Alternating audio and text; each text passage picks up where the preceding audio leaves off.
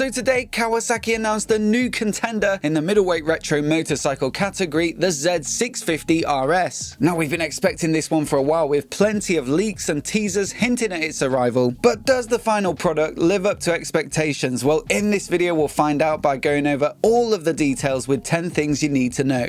Essentially, the Z650RS takes their proven middleweight naked, the Z650, and does away with the ultra-modern styling in favor of some more classic lines and components. It's an approach that's already worked well for them with the Z900RS, and then Yamaha have proven it can work with a middleweight twin, restyling the MT-07 as the XSR 700. So this new bike gives Kawasaki something that will compete directly with the XSR, and also offers something a little more approachable and affordable than their own 900. So the engine will be pretty much the same as the 649cc parallel twin as you'll find in the Z650, the Ninja 650 sports bike, and their Versys 650 Adventure Tourer. Now, it is a solid, reliable performer, but it's not particularly exciting. Peak power is just 67 horsepower, which is a little less than the competition, and it also uses a 180-degree crank, which gives it an exhaust note that for me isn't as pleasing to the ear as a 270 crank as you'll find in many other retros.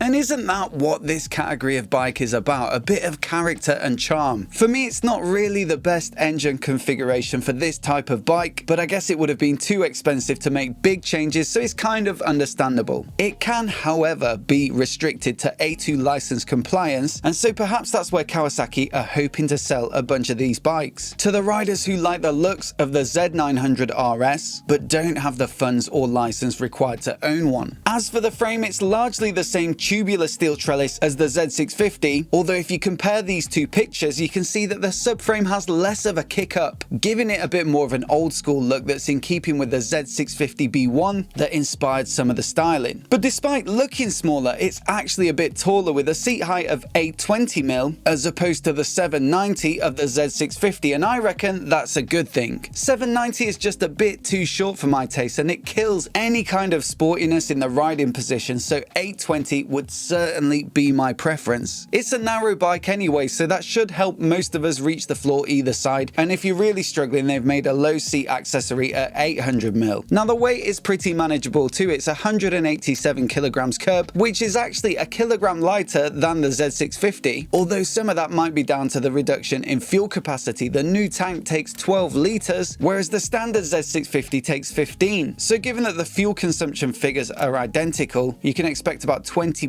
less range. That said, if you go off Kawasaki's numbers, you should still get well over 150 steady miles, which ought to be plenty enough for most riders. Now onto the hardware, and this bike will be suspended on what looks like the same 41mm right way up fork as the Z650, with a horizontal backlink shock that offers preload adjustment. So fairly simple, but it should do the job. And of course, the preload's there for if you intend on carrying a passenger so that you can get the bike sitting level. Same story with the brakes. Nothing too fancy, just a pair of 2-pot Nissins on 300mm discs, which ought to do the job. Now, I recently did a couple of days on the track with the Ninja 650. That's got the same braking setup, and to be honest, they were absolutely fine. Not astounding, but good enough, so they should be enough for this bike on the road. One adaptation that they have made is that they've used regular round discs instead of the wavy discs on the Z650 for a more traditional aesthetic, and that brings me nicely onto the looks. I mean, look, I'm a bit lukewarm on the spec. It's decent, but nothing too exciting. But I have to say, they've really nailed the styling again. You see, I've always thought the 900 was a great looking bike, but honestly, I wasn't so sure it'd translate that well to the 650. It's just fundamentally a modern looking bike in the proportions, and then you've got that underslung exhaust. But I've got to admit, seeing it now, it really does work. And I reckon it's actually better looking than the Yamaha XSR 700. It gets all of the best bits of the Z900 Z650RS, so the round headlight, twin clocks, the teardrop tank, the long seat with the little flick at the end of the tail section, and those awesome looking cast wheels that have a hint of spokes about them. Yet, they've managed to make the most of the Z650 by blacking out the frame, fitting some new engine cases, and reworking the finishes on the radiator and exhaust to blend it in with the new overall look. It really does work well for me, especially in the green paint job with the gold wheels. It is a little on the loud side, but I think it'd be my pick of the three. The other options are black with a hint of green, and then grey and black with orange accents. But as always, I'd love to know your pick down in the comments below. Price-wise, Kawasaki's are usually pretty good, and this is no exception, starting at $7,549 for the black and going up to $7,699 for the other two. That's about 700 quid more than the Z650, but you can see that plenty of detail has gone into the new bike to lift the finish up a notch. Perhaps more importantly is that it just undercuts the Yamaha by 150 quid. Now on paper that's the better performer, but looks are a huge factor in the retro market, and I reckon the Kawasaki wins comfortably in that department. The other bike to consider is of course the Triumph Trident, and again the spec and features are well ahead of the Kawasaki, but it is pushing on for a grand more, and that's enough to be a decisive factor in many people's buying decision. But which one would you go for? Let me know down in the comments, and if you're new here and you want to see more videos like this, hit subscribe and I'll catch you in the next one.